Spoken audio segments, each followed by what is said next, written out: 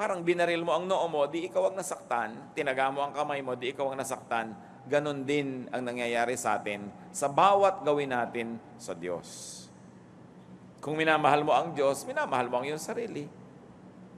Tinatalikuran mo ang Diyos, kanino ka tatalikod? Di sa sarili mo rin dahil sa iyo nakikipisan ng Diyos. Wala tayong pwedeng gawin sa Diyos na hindi tayo ang aani at hindi tayo ang tatablan noon. Sa atin din mangyayari yon. Pangalawang Samuel 7:1-2. Dahil si David ay nakatira sa isang palasyo, nais din niyang ipagpagawa ng palasyo yung kabanang tipan na sagisag ng presensya ng Diyos. Si David ay panatag ng nakatira sa kanyang palasyo. Sa tulong ni Yahweh, hindi na siya ginagambala ng kanyang mga kaaway. Tinawag niya si Nathan at sinabi, ang tahanan ko'y yari sa Cedar, samantalang nasa isang tolda lamang ang kaban ng Diyos. Nahalata ni David na maganda ang trato niya sa sarili niya, pero parang hindi kasing ganda nun ang pagtrato niya sa presensya ng Diyos. At nahalata niya na kung paano niya dapat tinatrato ang sarili, ganoon din sa Diyos. Sapagkat babalik at babalik sa Kanya. Kaya siya ay nagplano na magpagawa ng higit lalong mainam na kanlungan noong kaban ng tipan. He was of course trying to improve the situation wherein the Ark of the Covenant might be housed more appropriately because he was only a human king and yet he lived in a palace. Sa pangalawang Samuel 24:24, na nang si David ay bumibili ng mga hayop upang ihandog sa Panginoon, ay ayaw naman siyang pagbayarin nung kinuhanan niya at pinagpilitan niya magbayad. Sabi sa Biblia, ngunit sinabi ng hari, hindi maaari, babayaran kita, sapagkat hindi ako maghahandog kay Yahweh ng anumang walang halaga sa akin. Kaya't binayaran ni David ang giikang yon at ang toro sa halagang 50 pirasong pilak. Dahil siya'y hari, nung kumuha siya ng hayop doon sa supplier, ayaw siyang pagbayarin, wag na lang, libre na lang. Sabi niya, ayoko ng mga patiway-tiway dahil yan ay ibibigay ko sa Diyos. Mahal ang Diyos, kaya mahal din ang ibibigay ko sa Kanya. Napakaganda sa salitang Tagalog yung mahal because it means beloved and it also means expensive. Kasi mahal ka, hindi ka bibigyan ng mura. Kasi sa atin, yung mura na inexpensive or cheap, curse din yung huwag mo kumurahin. Kasi pag binibigyan ka ng mura, minumura ka. Pag minamahal ka, binibigyan ka ng mahal. Kaya alam niyo yung tao nagmamahal sa Diyos, hindi niya minumura ang Diyos, hindi mura-mura lang yung binibigay niya. Hindi yung, offering nga pala, ano nga bang natira ko dito, yun. Kung gano'n ang trato mo sa Diyos, ang totoo lang, gano'n din ang trato mo sa sarili mo, hindi mo pinapahalagahan, hindi mo binibigyan ng mamahalin, sapagkat yung Diyos na binibigyan mo ay Diyos na nasa sayo rin eh. Diyos na tumutulong sa'yo, Diyos na nagmamahal sa'yo, Diyos na lumikha sa'yo, tapos itatrato mo ng gano'n lang, di sa'yo rin yun babalik. Kaya sabi nitong si David, I'm not going to give God anything that costs me nothing. It's going to be expensive. Ramdam, dama, kasi mahal ko siya. Ano po mga katotohanan dito ang nais nating bigyan ng diin? Ang ginagawa sa Diyos, ang siya ring ginagawa sa sarili. Ang pagpipitagan sa Diyos ay pagpipitagan din sa sarili. Ang gumagalang sa Diyos ay iginagalang din. Pansinin niyo mga kapatid, yung mga bumabastos sa Diyos, nagiging bastusin din sila. Yung mga tumatalikod sa Diyos, tinatalikuran din sila ng maraming magagandang bagay. Yung nagpapahalaga sa Diyos, pinapahalagahan din niya ang sarili niya. Nakakita ka naman ng tao nagpapahalaga sa Diyos tapos naglalakad ng hubot-hubad sa kalye? So niya, mahalaga sa akin ng Diyos tapos bumulwak na yung dibdib niya sa lalim ng kanyang neckline? Hindi, nagpapahalaga ka sa Diyos, ang nagiging ending, pinapahalagahan mo rin yung katawan mo eh. Kasi kahit hindi mo iniisip yan, kahit hindi ka conscious, alam mong nananahan sa iyo ang Diyos. Kaya yung tao nagpapahalaga sa Diyos, pati sa pagkain, hindi nagtitira ng kung ano-ano, hindi burara sa mga gamit. Kasi ang Diyos is God of order. Because the moment you turn your back on God, then you turn your back on the decent part of yourself. Because God is your decency. God is your cover. God is your respectability. And the moment you don't respect God, the first thing you do is disrespect yourself. Tingnan ninyo ang mga tao na tumatalikod sa Diyos. Ang una-una rin tinatalikuran nila yung sarili nilang morality. sarili nilang urbanity, sarili nilang respectability. Because the moment you harm God, you harm yourself. Because God is in you. Marcos 8:38, in a very graphic way, Jesus demonstrated it. Kapag ikinahiya ninyo ako at ang aking mga salita sa harap ng mga taksil at makasalanang mga tao sa panahong ito, ikakahiya rin kayo ng anak ng tao pagparito niya na taglay ang dakilang kapangyarihan ng kanyang ama at kasama ang mga banal na anghel. So sinasabi ni Lord, ginagawa mo sa akin, gagawin ko sa iyo. Ikinakahiya mo ako sa mga tao, pagdating ko para maghukom, ikakahiya din kita. Pero itinataas mo ako, itataas din kita. Pinapahalagahan mo ako, pahalagahan din kita. Kaya ang nagpapahalaga sa Diyos, nagpapahalaga rin sa sarili. Nakita niyo yung tao na inalihan ng masasamang espiritu? Nung pinuntahan ni Jesus, siya'y hubot-hubad, napaka-wild, ikinakadena, nilalagot lang niya yung mga kadena, nakatira siya doon sa kasama ng mga patay, sa mga libingan. Pero nung naramdaman na niya ang kapangyarihan ni Kristo at siya ay nahipo ng kapangyarihang ito, anong unang napansin ng mga tao? Matino na siya, hindi na siya wild. At siya'y nakadamit na, hindi na siya hubot-hubad. Sapagkat ang taong natututong magpahalaga sa Diyos, consequently, automatically, inevitably, pinahahalagahan din ang sarili. Kaya kung inihampas-hampas mo lang yung katawan mo sa 4 na sulok ng Pasay, nung hindi mo kilala ang Diyos, ngayon ikaw ay nasa Diyos na, pinapahalagahan mo na yon. Pinapahalagahan mo na ang iyong oras, pinapahalagahan mo na ang sinasabi mo, saan ka nagpupunta, saan ka nakikita, kasi pinapahalagahan mo yung Diyos. Ang pagtataas sa Diyos ay pagtataas din sa sarili. At napapabuti ang sumusunod sa Diyos. Jeremias 7:23, sinabi dito ng Diyos, subalit inutusan ko silang sumunod sa akin upang sila'y maging aking bayan at ako naman ang kanilang magiging Diyos. Sinabi kong mamumuhay sila ayon sa ipinag-uutos ko at magiging maayos ang kanilang pamumuhay. Napaka-inconsistent yung nagsasabi siya nasa Panginoon tas ang gulo ng buhay. Liban na lang yung gulo na yan ay tira-tirahan pa nung dating gulo nung wala pa sa Panginoon at inaayos-ayos pa, understandable. Pero yung nasa Panginoon ka na, imbento ka pa ng imbento ng mga bagong gulo, hindi yata bagay yon.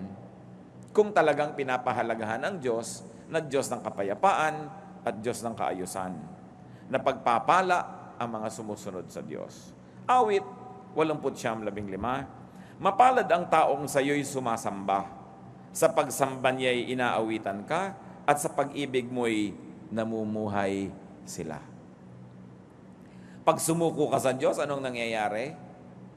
Sumusuko ka sa kaayusan, napapaayos ka.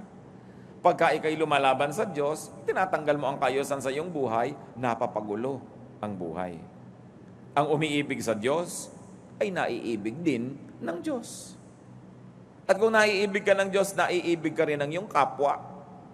At naiibig ka rin ng iyong sarili.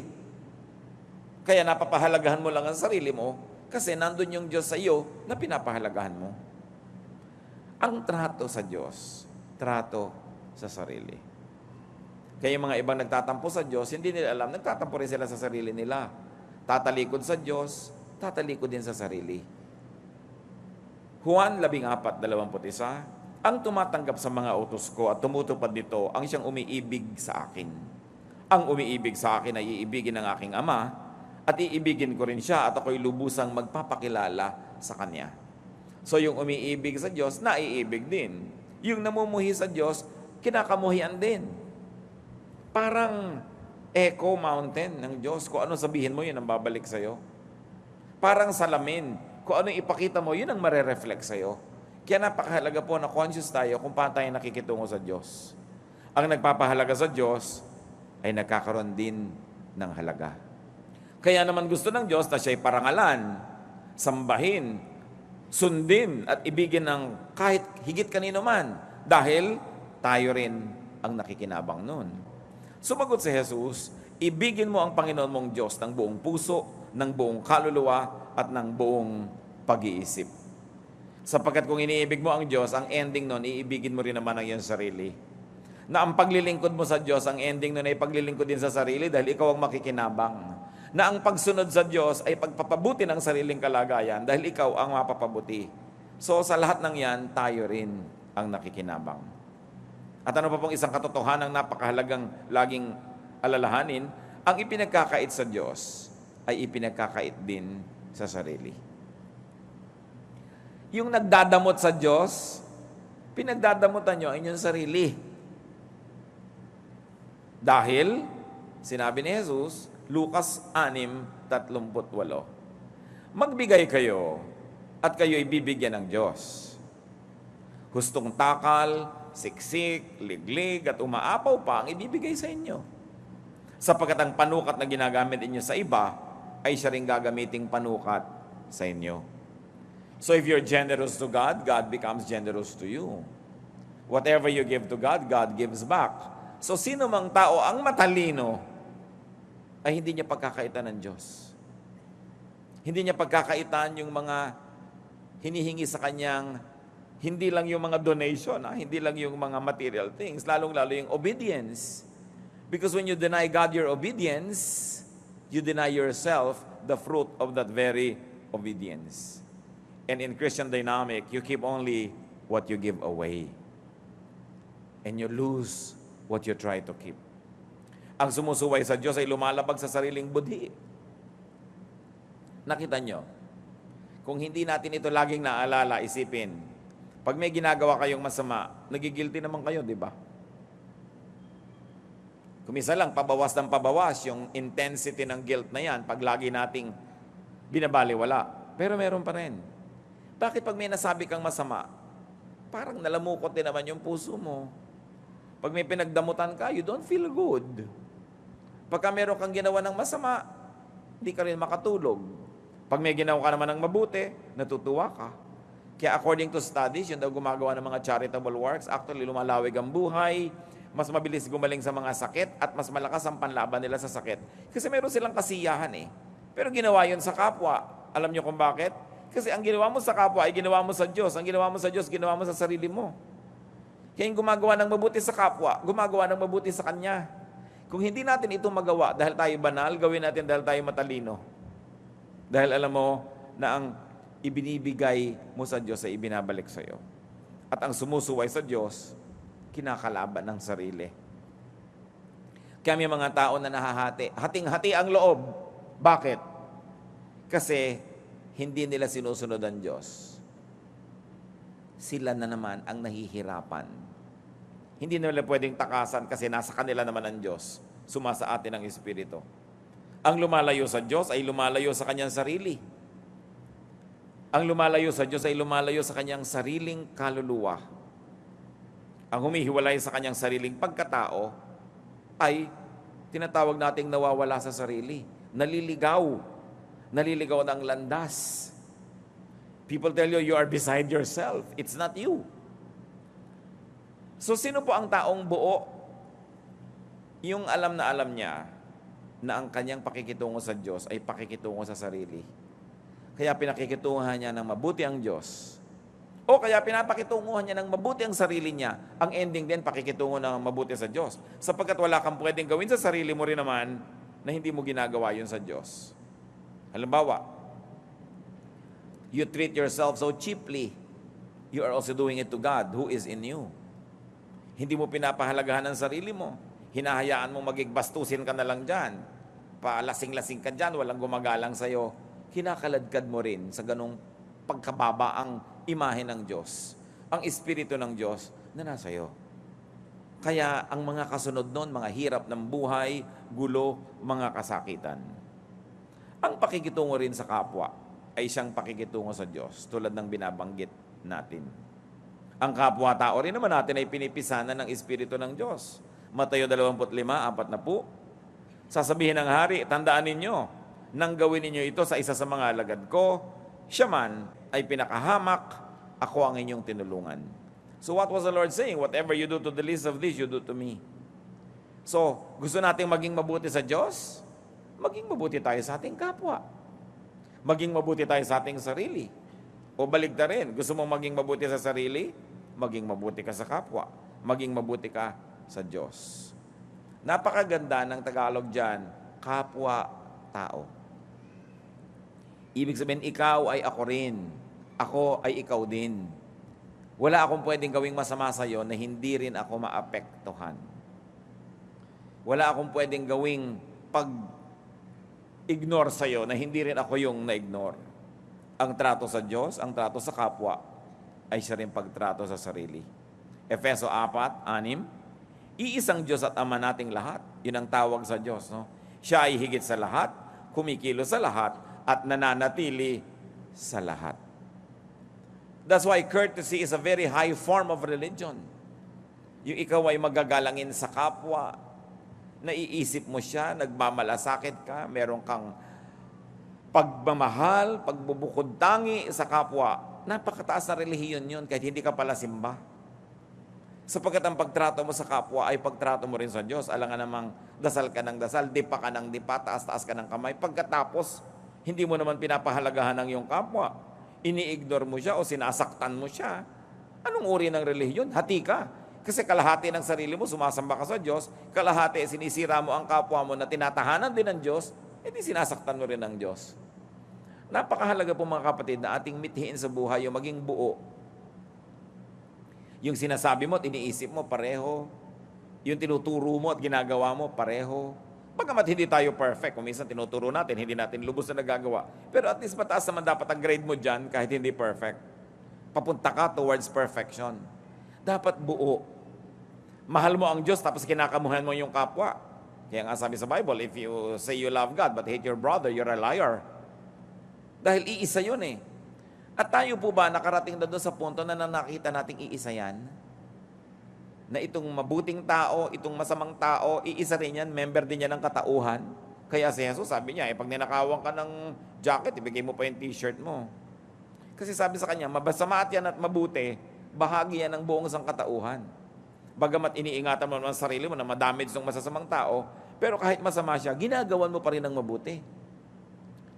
Kasi yun ang ginagawa ng Diyos, gumagawa siya ng mabuti sa masasama. Iniligtas niya tayo while we were yet sinners. Hindi naman tayo iniligtas ni Jesus nung mabuti tayo eh. Bumuti lang tayo dahil nailigtas na. Kaya napaka-importante nakikita mo yung oneness with other people and oneness with God. Oneness with nature. May mga relihiyosong tao tapos hindi naman nila inaalagaan yung ilog. Dasal sila ng dasal but they are polluting the oceans. Ang Diyos, ang lumikha nun, siya ang nag-design ng balance ng nature. Tapos ini-imbalance mo, tapos dasal ka ng dasal sa Diyos. Hindi ba hati ka nun? Parang hindi ka consistent. At ang Diyos, sa Biblia, laging gusto niya yung isa, buo. Pag i-describe pa nga ni Jesus siya at ang Ama, kami isa. No? Lagi ang gusto niya, kayo, pag nagkakaisa, didinggin ng langit ang inyong panalangin. Kung ikaw mismo sa sarili mo, hati. Hindi maganda ang trato mo sa Diyos, sa actual life, pero sa salita, sa praise and worship, ang ganda-ganda. Di hati ka nun. Kaya sa ating kapwa, mga kapatid, makiramdam, magmahal, makiisa. That, let me say again, is a very high form of religion. Mateo 22:39, ibigin mo ang iyong kapwa, gaya ng pag-ibig mo sa iyong sarili. Magandang goal yan. Siguro sa buhay na ito, bihira yung makaka-perfect score kung meron man bago mamatay na talagang naibig niya yung kapwa niya tulad ng pag-ibig niya sa sarili niya. Pero ang mahalaga, over the days, the weeks, the months, the years, umaasenso tayo dito. That we are finding ourselves falling more and more in love with people, that there's more and more room in our hearts to love people and to love very especially the unlovable. Normal naman na mahalin mo yung kaibig-ibig, pero yung mahalin mo yung nakakainis, yun na yata ang spirituality.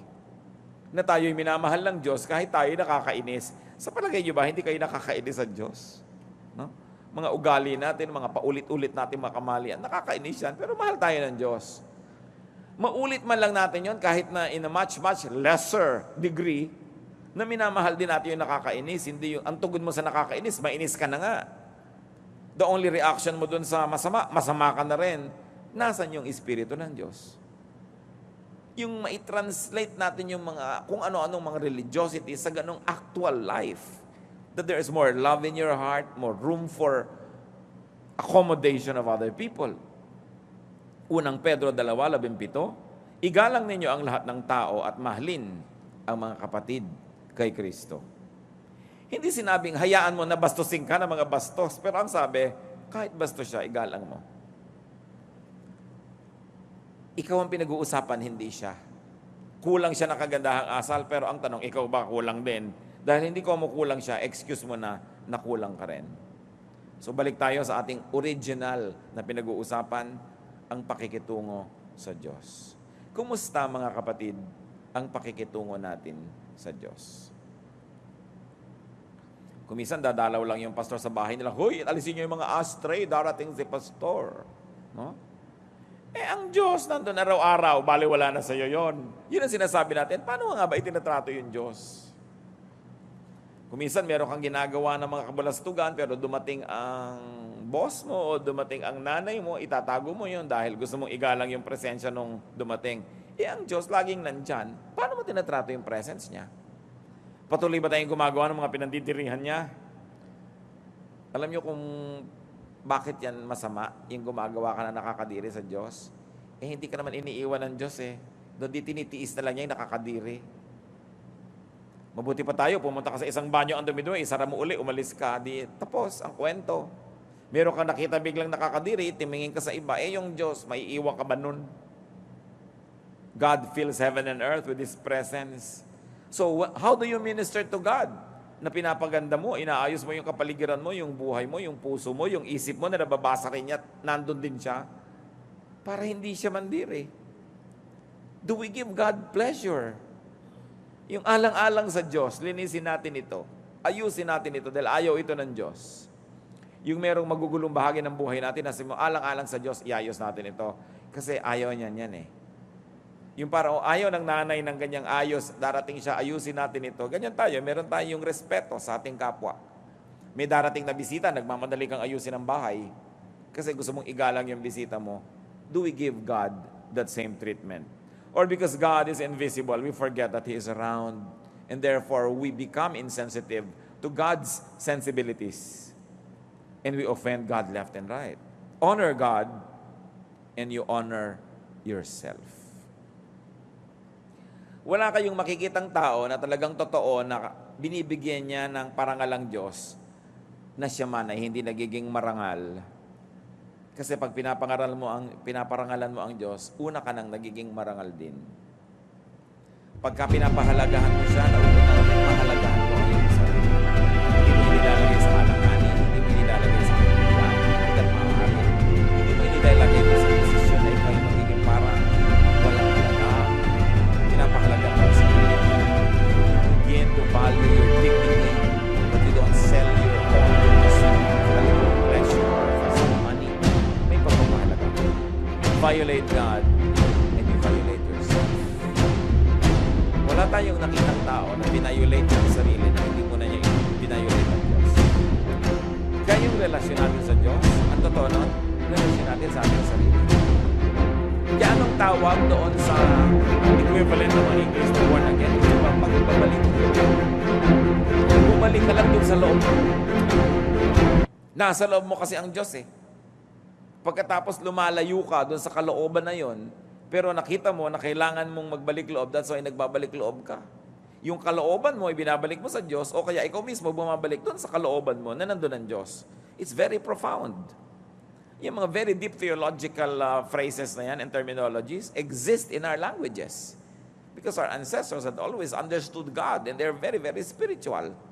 Although devoid probably of the religious labels that modern religiosity will want to see, but our ancestors knew that to return to God, kailangan ka magbalik loob. Kailangan ka maghunos dili, magbago ng pag-iisip. Kailangan kang mag-isip-isip. Paano natin tinatrato ang Diyos? Pinahahalagahan ba natin? Itinataas? Iginagalang? Minamahal? Kasi ito rin ang mangyayari sa sarili mo. Ama namin, kami po ay humihingi sa inyo ng karunungan. Napakaraming pwedeng pag-aralan sa buhay. Napakaraming laman ng Biblia, napakaraming topics. Pero gusto naming unahin, Panginoon, itong mahalaga na kung sariwain namin, reviewin kung paano namin talaga kayo tinatrato. Hindi yung kung paano namin pinapackage ang sarili namin bilang mananampalataya. Hindi yung kung paano namin inaayos ang salita namin na didinig ng kapwa-tao. Kundi, paano namin kayo pinakikitunguhan? Mag-isip-isip tayo mga kapatid, pagbulay-bulayan natin ang bagay na ito. Kuminsan, talagang hindi tayo pinapahalagahan ng kapwa. Ang maring dahilan yan kasi hindi naman natin pinapahalagahan ng Diyos. Nawawalan tuloy tayo ng halaga. Minsan nagtataka tayo, bakit tayo sinasalbahe ng kapwa? Pero maaring nauna na tayo na manalbahe sa Diyos eh. We begin a cycle that ends at our doorstep. What we do to God comes back to us. Kaya yung mga sobrang lumalayo sa utos ng Diyos, ano nangyayari? Sila mismo ang nasisira. Panginoon naming Diyos, turuan mo po kami. Mga bagay na seryoso kuminsan, mga bagay na kuminsan nakakatawa, mga bagay na magagaan, may bagay na mabibigat, pero lahat ng ito, Panginoon, pagtuturo ninyo sa amin. Nais namin ngayong reviewin, Lord, kung kami nga ba ay gumagalang sa inyo ng tama. Nakikisama ba kami sa inyo tulad ng kung minsan ay kagusto naming makisama sa tao? Ano talaga ang trato namin sa inyo, O Diyos? Ipakita niyo po sa amin. Mag-isip-isip tayo mga kapatid at hilingin natin sa Panginoon kausapin tayo sa ilang saglit ng katahimikan.